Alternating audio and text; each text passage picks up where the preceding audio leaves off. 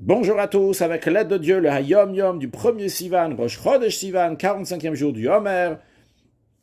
Le rabbi nous dit tout d'abord que jusqu'au 12 Sivan, on ne dit pas Tachanun, on ne dit pas les confessions. En effet, chaque jour, depuis le 1er Sivan jusqu'au 12 Sivan, a une particularité.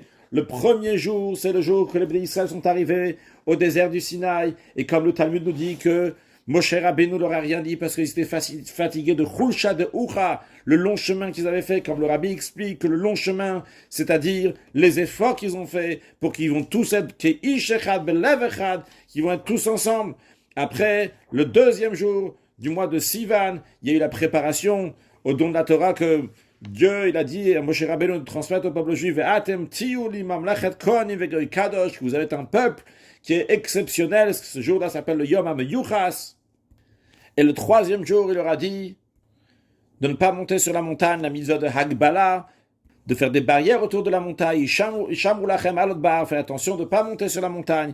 Puis après, le quatrième jour, il leur a dit de se séparer de leurs femmes. Puis après, le cinquième jour, les Juifs ont amené des sacrifices. Et le sixième jour, il y a eu le don de la Torah. Donc ça, c'est la fête de Shavuot. Puis, il faut amener des sacrifices dans le temple. Et celui qui n'a pas amené, donc il a Zayin Metachum, il a 7 jours de remboursement, c'est-à-dire jusqu'au 12e jour du mois de Sivan.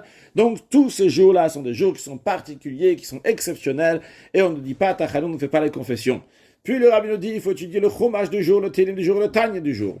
Après, le rabbi nous ramène l'extrait d'une lettre du rabbi précédent, dans lequel il ramène les paroles de nos sages qui disent « Jette un javelot dans l'air, mais il retombera sur sa pointe ».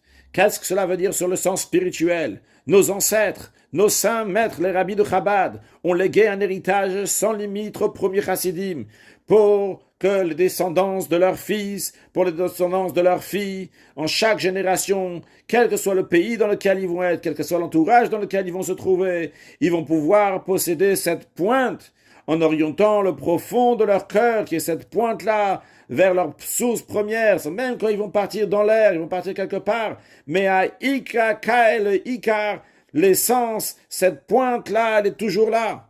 Le profond du cœur est toujours vers la source première, vers Akadosh Baruch Hu.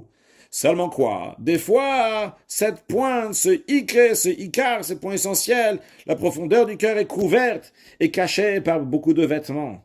Celui qui désire la vie, il doit enlever ses voiles, se fixer des temps pour étudier la chassidoute et baser son comportement sur les coutumes de la communauté chassidique.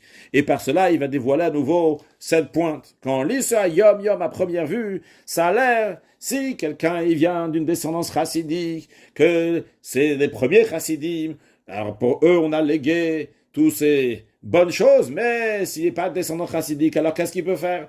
Le rabbi nous dit, le 3 Sivan Tafshin Memchet en 1988, que vu que c'est passé déjà tellement de temps depuis que la chassidoute est diffusée, eh bien chaque juif doit savoir que le Nasi Ador, le chef de la génération, l'a élevé de la terre vers l'air. C'est déjà passé chez lui le Zrok Routre la Vira, que cette pointe-là a été lancée en l'air, elle est partie très très haute. Et c'est pour ça que chaque juif doit savoir que le Ike Kae, que chez chacun de lui, il y a ce Ikar, il y a ce pointe, il y a cette orientation de dévoiler la profondeur du cœur, ça se trouve déjà là. Mais il y a besoin que nous, on va faire un petit quelque chose. On va mettre notre petit doigt. En effet, des fois, on a dit que c'est couvert avec plusieurs vêtements. Il faut enlever ces vêtements-là, tous ceux qui veulent la vie. Donc, dorénavant, c'est quelque chose qui est lié avec chaque juif sans exception. Et particulièrement que de nos jours, on se trouve prêt pour accueillir Mashiach Now, un excellent Yom.